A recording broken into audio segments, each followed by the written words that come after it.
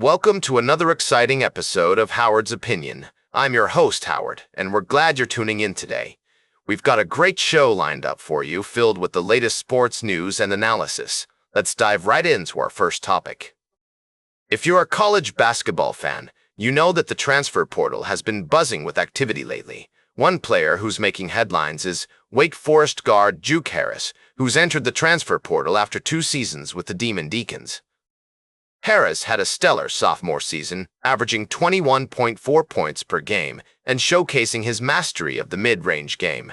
Now, the question on everyone's mind is, where will Harris end up next? We've got a few teams that could be a great fit for him.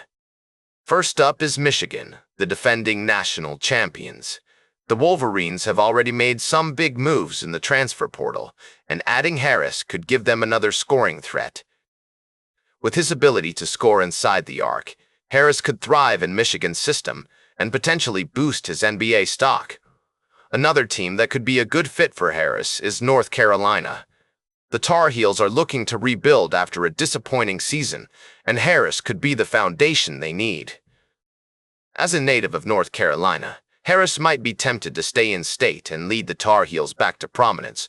Plus, with new coach Michael Malone at the helm, UNC could offer Harris a fresh start and a chance to be the focal point of the team. Lastly, we have Kentucky, who's always a player in the transfer portal market. The Wildcats need someone who can create offense from the guard position, and Harris fits the bill. He could pair well with another perimeter-based guard and give Kentucky the scoring punch they need to compete in the SEC. These are just a few possibilities for Juke Harris, but one thing's for sure, he'll be a highly sought-after player in the transfer portal. We'll be keeping an eye on his situation and bringing you updates as more news breaks. We'll be right back with more fascinating sports news on Howard's Opinion. Welcome back to Howard's Opinion, folks. We're diving into a fascinating tale of NFL journalism and coaching rankings that has left me pondering the intricacies of professional sports ethics and evaluations. Dianna Russini, an esteemed NFL journalist for The Athletic, finds herself at the center of a controversy involving photos with New England Patriots head coach Mike Vrabel, published by the New York Post.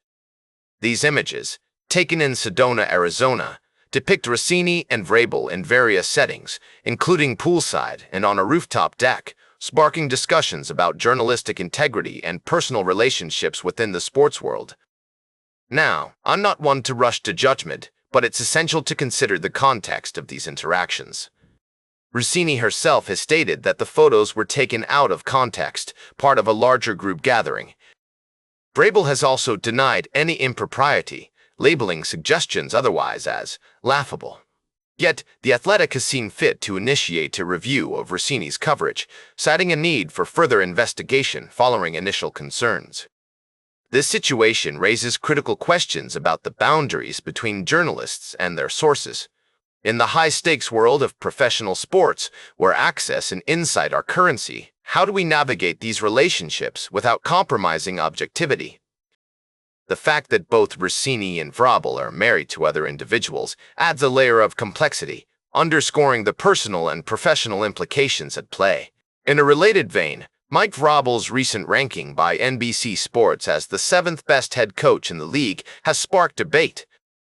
Given his achievements, including leading the Patriots to a Super Bowl berth, one might argue that he deserves higher accolades. The justification for his ranking seems to hinge on the experience and past successes of other coaches, rather than a purely merit-based assessment of their current performance. This dichotomy between perception and reality is a recurring theme in sports analysis. Coaches like Sean Payton and Jim Harbaugh, who have indeed won Lombardi trophies, are ranked higher, despite Vrabel's impressive turnaround of the Patriots. It suggests that sometimes, past glories can overshadow present achievements, influencing how we evaluate talent and success in the NFL. As we navigate these stories, it becomes clear that the world of professional sports is as much about human relationships and perceptions as it is about wins and losses. The lines between personal and professional lives are often blurred, and our judgments can be swayed by a multitude of factors, not all of which are directly related to performance on the field.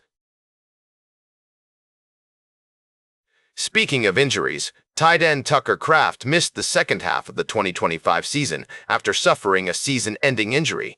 Luke Musgrave, a former second-round pick, did not catch a single touchdown pass last season, despite getting extra reps following Kraft's injury.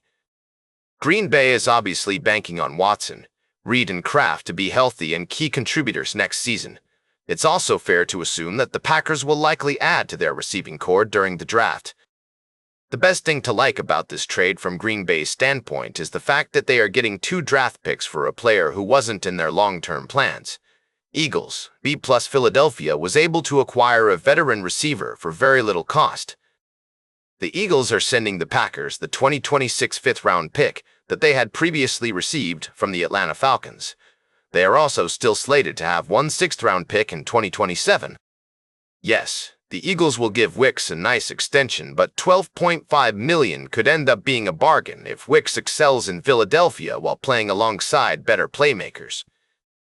Wicks could end up taking another leap in Philadelphia, but if nothing else, he is a reliable and affordable complementary weapon that can help open things up for the Eagles' other playmakers, which includes fellow newcomers Hollywood Brown and Elijah Moore.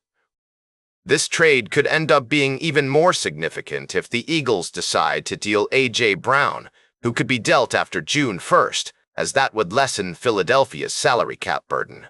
In conclusion, it appears that both teams have benefited from this trade in their own ways. However, only time will tell how this move will impact each team's performance on the field.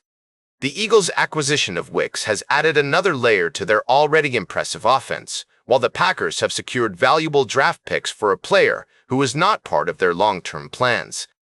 That's all for today's Howard's Opinion. Remember to like, share, and subscribe, and until next time, keep your head in the game.